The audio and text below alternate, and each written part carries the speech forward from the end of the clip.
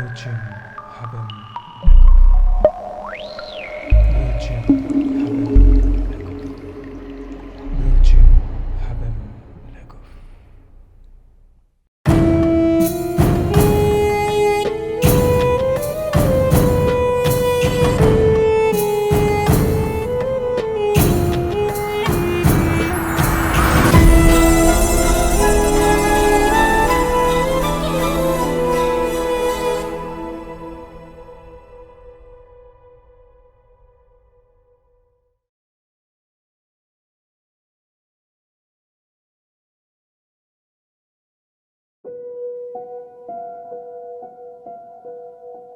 ഭയപ്പെടുത്തുന്ന കഥകൾ കേട്ടു തുടങ്ങിയ കാലം മുതൽ മനസ്സിൽ ഒരുപാട് താല്പര്യം തോന്നിയ ഒരു വിഷയമാണ് ജിന്നുകളുടെ കഥകൾ.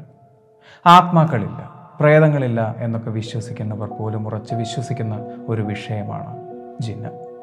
അതിന് കാരണം അവർക്കുണ്ടായ ചില അനുഭവങ്ങളാണ്, ഉള്ളം കോച്ചുന്ന ചില അനുഭവങ്ങൾ.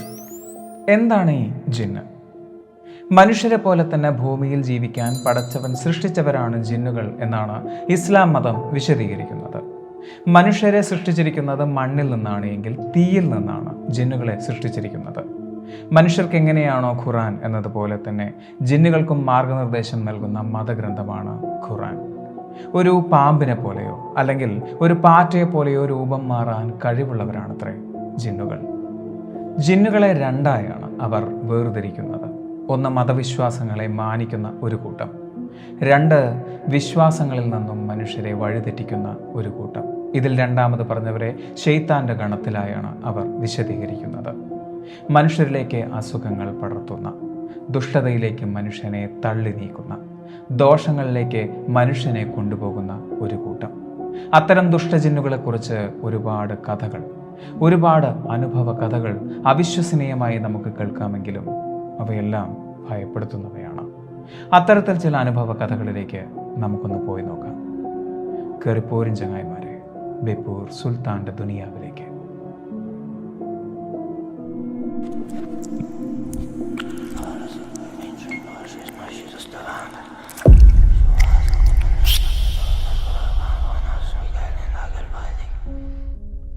എൻ്റെ മുമ്പിൽ ഇരിക്കുന്നത് ജന്നത്ത്. ജീവിച്ചിരുന്നുവെങ്കിൽ ഇപ്പോൾ ഏതാണ്ട് 29 വയസ്സ്. 2014 തൻ്റെ 18ാമത്തെ വയസ്സിലാണ് ജന്നത്ത് മരണപ്പെടുന്നത്. തിരുവനന്തപുരത്തെ ഒരു പ്രമുഖ കോളേജിൽ കമ്പ്യൂട്ടർ സയൻസ് വിദ്യാർത്ഥിയായിരുന്നു അവർ. ജിന്നിൽ വിശ്വസിച്ചിരുന്ന ഒരു ചെറുപ്പം ജന്നത്തിനുണ്ടായിരുന്നു. അങ്ങനെ ഒരു വിശ്വാസത്തിലേക്ക് അവരെത്താനുള്ള കാരണവും അവരുടെ ജീവിതത്തിലുണ്ടായ ഒരു അനുഭവമാണ്. വളരെ ചെറുപ്പം മുതലേ പഠിക്കാൻ താല്പര്യമുള്ള ഒരു കുട്ടിയായിരുന്നു ജന്നത്ത്. അവരുടെ വീടിന് പിറകിൽ ഒരു വലിയ തോട്ടമുണ്ടായിരുന്നു. ഒരുപാട് ഞാവൽ മരങ്ങൾ നിറഞ്ഞ ഒരു തോട്ടം. ആ തോട്ടത്തിലെ ഞാവൽ മരങ്ങൾക്കടിയിലിരുന്നായിരുന്നു അവൾ പലപ്പോഴും പഠിച്ചിട്ടുണ്ടായിരുന്നത്. അങ്ങനെ പഠിക്കാനായി പോകുമ്പോൾ കുടിക്കാൻ കുറച്ച് വെള്ളവും കുറിക്കാൻ ചിപ്സും കയ്യിലൊരു തലയിണയും അവൾ കരുതാറുണ്ട്. അത്തരം പഠനവേളകൾക്കിടയിൽ ഒരു മയക്കം സാധാരണയായിരുന്നു.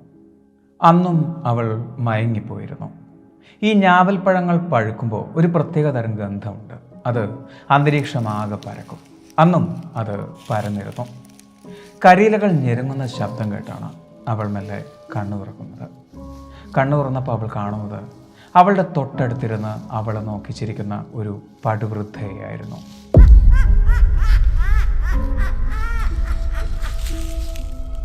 ആരാ? അവൾ ഭയന്നുകൊണ്ട് ചോദിച്ചു. അവളുടെ പരിഭ്രമിച്ച മുഖം കണ്ട് അവർ ഉറക്കെ ചിരിക്കുകയായിരുന്നു. ആ സമയം അവിടമാകെ അത്തറിൻ്റെ ഗന്ധം പരന്നിരുന്നു. അതുപോലൊരു സ്ത്രീയെ അവൾ അന്നുവരെ കണ്ടിട്ടുണ്ടായിരുന്നില്ല. അതുപോലൊരു സ്ത്രീയെ എന്ന് മാത്രമല്ല, അത്രയും പ്രായമുള്ള ഒരു മനുഷ്യനെ അവൾ അന്നുവരെ കണ്ടിട്ടില്ലായിരുന്നു. ചിരി നിർത്താതെ അവർ കൂനിക്കൂടി നടന്നു നീങ്ങി. നിങ്ങളാരാ? വിറയ്ക്കുന്ന ശബ്ദത്തോടുകൂടി അവൾ വീണ്ടും ചോദിച്ചു. പതിയെ അവരുടെ നടത്തം നിർത്തി. അവർ മെല്ലെ അവളെ തിരിഞ്ഞു നോക്കി. അതിനുശേഷം അവളോട് പറഞ്ഞു, ഇന്നേരത്ത് ഇവിടെ ഇനി മയങ്ങരുത് കേട്ടോ. മോളെന്നെ ഐഷുമ എന്ന് വിളിച്ചോ.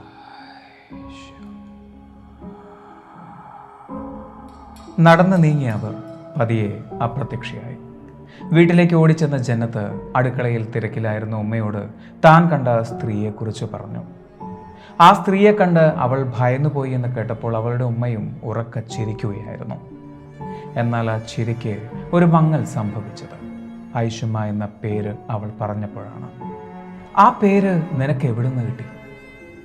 താൻ ആദ്യമായിട്ടാണ് അങ്ങനൊരു പേര് കേൾക്കുന്നത് എന്നും അങ്ങനൊരു സ്ത്രീയെ തന്നെ താൻ ആദ്യമായിട്ട് കാണുകയാണ് എന്നും അവർ തൻ്റെ അടുത്തേക്ക് വന്നപ്പോൾ അവിടമാകെ അത്തറിൻ്റെ ഗന്ധം പരന്നിരുന്നു എന്നും ജന്നത്ത് പറഞ്ഞു.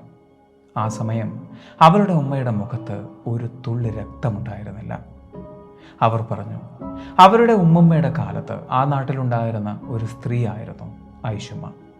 വെളുത്ത കോലൻ മുടിയും ചുക്കിച്ചുളിഞ്ഞ മുഖവും പല്ലില്ലാത്ത ചിരിയും ആ ഉമ്മ വർണ്ണിച്ചപ്പോൾ അതേ സ്ത്രീയെ തന്നെയായിരുന്നു താൻ കണ്ടത് എന്ന് ജന്നത്ത് തിരിച്ചറിയുകയായിരുന്നു. ചിലർ മരണശേഷം ജിന്നുകളായി മാറാറുണ്ട് എന്നും അങ്ങനെ മാറിയ ഐഷുമ്മയെ ആ കാലങ്ങളിൽ പള്ളിയുടെ പരിസരങ്ങളിൽ പലരും കണ്ടിട്ടുണ്ട് എന്നും ഉമ്മ പറയുന്നു. മനുഷ്യർക്ക് മുമ്പിൽ ജിന്നുകൾ പ്രത്യക്ഷപ്പെടുന്നത് മാറാധീനത്തിനും മരണത്തിനുമുള്ള ഒരു മുന്നറിയിപ്പായാണ് എന്നും അവർ പറയുന്നു. ആ സംഭവത്തിനും ഏതാണ്ട് 3 വർഷങ്ങൾക്കിപ്പുറം ജന്നത്ത് മരണപ്പെടുകയും ചെയ്തു.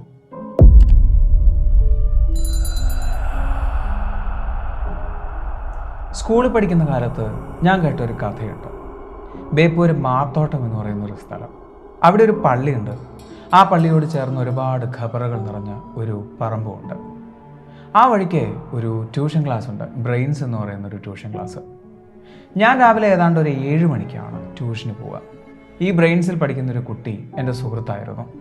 അവൻ ബ്രെയിൻസിൽ ഇറങ്ങിക്കഴിഞ്ഞാൽ ഏതാണ്ട് ഒരു 15 മിനിറ്റ് കൂടി എൻ്റെ ട്യൂഷൻ ക്ലാസ്സിലേക്ക് എനിക്ക് യാത്രയുണ്ട്. ഒരിക്കൽ ബസ്സിൽ വെച്ച് അവൻ എന്നോട് ഒരു കഥ പറഞ്ഞു. ഏതാണ്ട് ആ ദിവസങ്ങളിൽ സംഭവിച്ച ഒരു കഥ. അവനെ ട്യൂഷൻ ക്ലാസ്സിലെ ഒരു കുട്ടി ക്ലാസ്സിനിടയ്ക്ക് ഉറക്കെ കരഞ്ഞുകൊണ്ട് താഴെ വീണു. ഒരു പെൺകുട്ടി. അവൾക്ക് അതിയായ ശക്തിയായിരുന്നു എന്നാണ് അവൻ പറയുന്നത്. അവളുടെ കരച്ചിൽ കേട്ട് അവിടെ ഉണ്ടായിരുന്ന കുട്ടികളും ടീച്ചർമാരും എല്ലാം ഭയന്നു പോയിരുന്നു.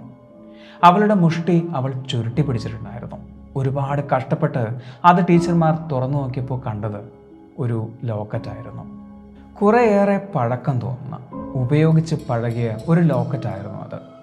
അന്നേ ദിവസം ക്ലാസ്സിലേക്ക് വരുന്നതിന് മുമ്പേ പള്ളിപ്പറമ്പിൽ വെച്ച് അവൾക്കത് വീണ് കിട്ടിയതായിരുന്നു എന്ന് അവളോടൊപ്പം വന്ന കുട്ടികളെല്ലാം പറഞ്ഞു. ആ ലോക്കറ്റ് എടുത്ത് മാറ്റിയതോടുകൂടി അവളുടെ അസുഖം മാറി, സ്വിച്ച് ഇട്ട പോലെ.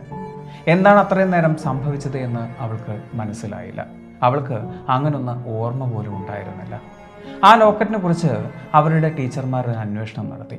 അതിലവർക്ക് കണ്ടെത്താൻ കഴിഞ്ഞത് ആ ലോക്കറ്റ് ഏതോ ഒരു ജിന്നിനെ ആവാഹിച്ച ലോക്കറ്റായിരിക്കാം എന്ന വാദമാണ്.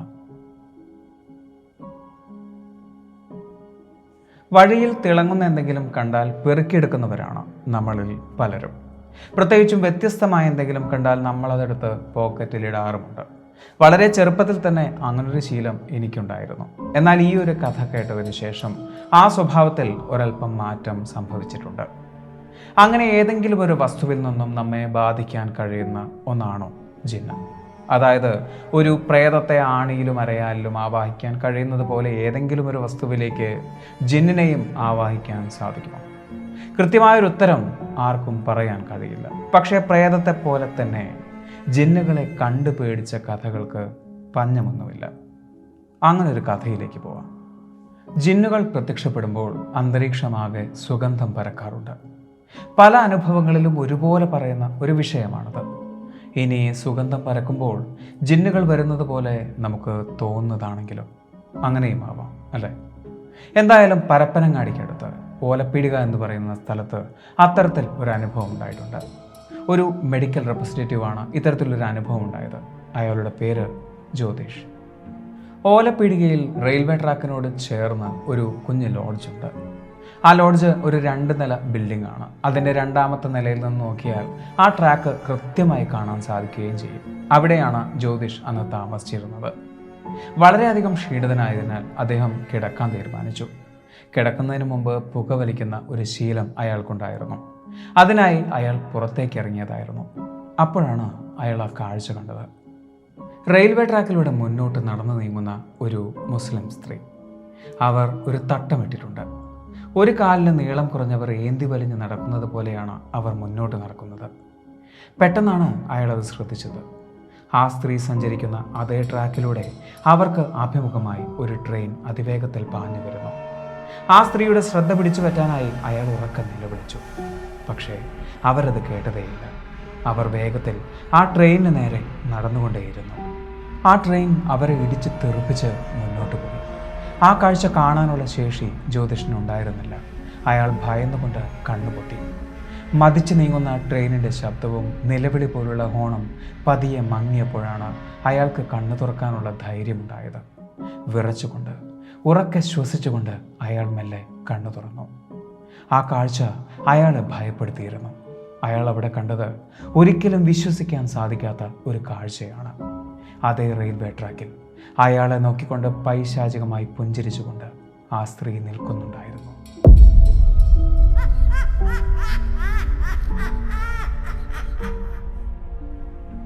ഇന്നും ഒരു നടുക്കത്തോടെ മാത്രമേ ജ്യോതിഷന് ഈ അനുഭവം വിശദീകരിക്കാൻ സാധിക്കുന്നുള്ളൂ. ഈ അനുഭവത്തെ അതോടുകൂടി അയാൾ വിട്ടതൊന്നുമില്ല. തൻ്റെ സുഹൃത്തുക്കളോട് താൻ കണ്ട കാഴ്ച വിശദീകരിച്ചു. അതേതെങ്കിലും ഭ്രാന്തുള്ള ഒരു സ്ത്രീ ആയിരിക്കാം, അല്ലെങ്കിൽ ഇതെല്ലാം വെറും തൻ്റെ തോന്നലുകൾ മാത്രമായിരിക്കാം എന്നുള്ള വിശദീകരണമാണ് പലരും പറഞ്ഞത്. എന്നാൽ അതൊന്നും ജ്യോതിഷൻ്റെ യുക്തിക്ക് നിരക്കുന്നതായിരുന്നില്ല. പക്ഷേ ഒരു വിശദീകരണം പിന്നീടുള്ള അയാളുടെ രാത്രികളിലെ ഉറക്കം കെടുത്തുന്നതായിരുന്നു. ഓലപ്പീടികയിലെ ഒരു കടയിൽ അന്ന് വാച്ച്മാനായി ജോലി ചെയ്തിരുന്ന ഒരു വൃദ്ധനോട് ഒരു സാഹചര്യത്തിൽ ഈ ഒരു അനുഭവം ജ്യോതിഷന് പറയേണ്ടി വന്നു. അയാൾ ചോദിച്ചത് ഒരേ ഒരു ചോദ്യം മാത്രമാണ്: നിങ്ങൾ അന്ന് റെയിൽവേ ട്രാക്കിൽ കണ്ടത് ഒരു സ്ത്രീയെയായിരുന്നോ അതോ ഒരു കൂട്ടം സ്ത്രീകളെയായിരുന്നോ എന്ന്. ഇല്ല, ഞാനന്ന് ഒരു സ്ത്രീയെ മാത്രമേ കണ്ടിരുന്നുള്ളൂ. അവരുടെ മുഖം ഇന്നും എൻ്റെ മനസ്സിലുണ്ട്. ചെറുപ്പക്കാരിയുടെ മുഖം പോലെ തോന്നുമെങ്കിലും അവരുടെ മുടി വെളുത്ത മുടിയായിരുന്നു. ആ സമയം നിങ്ങൾക്ക് എന്തെങ്കിലും ഒരു ഗന്ധം അനുഭവപ്പെട്ടിരുന്നോ?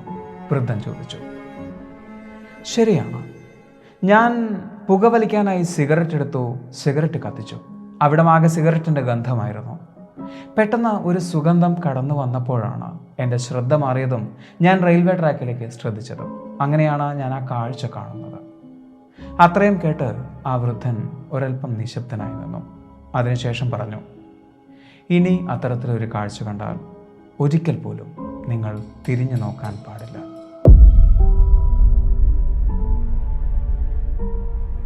അത്തരത്തിലുള്ള കാഴ്ച ഈ ഭാഗങ്ങളിൽ പലരും കണ്ടിട്ടുണ്ട്. വെളുത്തു നീണ്ട മുടിയുള്ള ഒരു കൂട്ടം സ്ത്രീരൂപങ്ങളെ. ആ സമയത്ത് അന്തരീക്ഷമാകെ സുഗന്ധം നിറഞ്ഞിരിക്കും. അത്തറിൻ്റെ ഗന്ധം പരന്നിരിക്കും. അത് ഒരു കൂട്ടം ജിന്നുകളാണ്. പക്ഷെ ഞാൻ കണ്ടത് ഒരേ ഒരു രൂപത്തെയായിരുന്നില്ല. ആ സമയത്ത് നിങ്ങൾ തിരിഞ്ഞു നോക്കിയിരുന്നുവെങ്കിൽ നിങ്ങളുടെ തൊട്ടുപിന്നിൽ മറ്റുള്ള ജിന്നുകളെ നിങ്ങൾക്ക് കാണാമായിരുന്നു.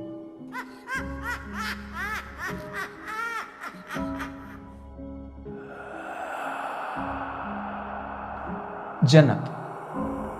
നിങ്ങൾ പറഞ്ഞ ജിന്ന് അനുഭവത്തിൽ നിന്നും വ്യത്യസ്തമായ ഒരുപാട് ജിന്ന് കഥകൾ ഞാൻ കേട്ടിട്ടുണ്ട്. പ്രേതങ്ങളെയും ഭൂതങ്ങളെയും പോലെ അതെല്ലാം മനുഷ്യരെ ഭയപ്പെടുത്താൻ വേണ്ടി സൃഷ്ടിച്ച ചില സങ്കല്പങ്ങൾ മാത്രമാണ് എന്നാണ് ഞാൻ വിശ്വസിക്കുന്നത്. നിങ്ങൾ പറഞ്ഞ അനുഭവ കഥയിൽ നിങ്ങൾ കണ്ട ആ വൃദ്ധ ഒരു ജിന്നാണ് എന്ന് അന്ന് നിങ്ങൾ വിശ്വസിച്ചിരുന്നു. ഇന്നും അതേ വിശ്വാസത്തിൽ നിങ്ങൾ ഉറച്ചു നിൽക്കുന്നുണ്ടോ? ജന്നത്ത്. ജന്നത്തിന് അത്രയ്ക്ക് ഉറപ്പുണ്ടാവാൻ സാധ്യതയില്ല. അതിന് കാരണം 18ാമത്തെ വയസ്സിൽ അവൾ മരണപ്പെടുന്നത് അല്ല, 18ാമത്തെ വയസ്സിൽ അവൾ കൊല്ലപ്പെടുന്നതിന് കാരണവും ഒരു ജിന്നാണ്. +2 കഴിഞ്ഞ് ഏതാനും മാസങ്ങൾക്കുള്ളിൽ തന്നെ അവളുടെ വിവാഹം കഴിഞ്ഞു. കുറച്ച് മാസങ്ങൾ മാത്രമേ ഒരു ഭാര്യയായി അവൾക്ക് ജീവിക്കാൻ കഴിഞ്ഞിരുന്നുള്ളൂ. അന്ധവിശ്വാസിയായ അവളുടെ ഭർത്താവ് പലപ്പോഴും അവളുടെ ചെവിക്കരികിൽ വന്ന് ചില മന്ത്രങ്ങൾ ജപിക്കാറുണ്ടത്രേ. പഠിക്കാൻ ഏറെ താല്പര്യമുണ്ടായിരുന്ന അവളുടെ പഠനം മുടക്കിയാണ് ആ വിവാഹം സംഭവിച്ചത്.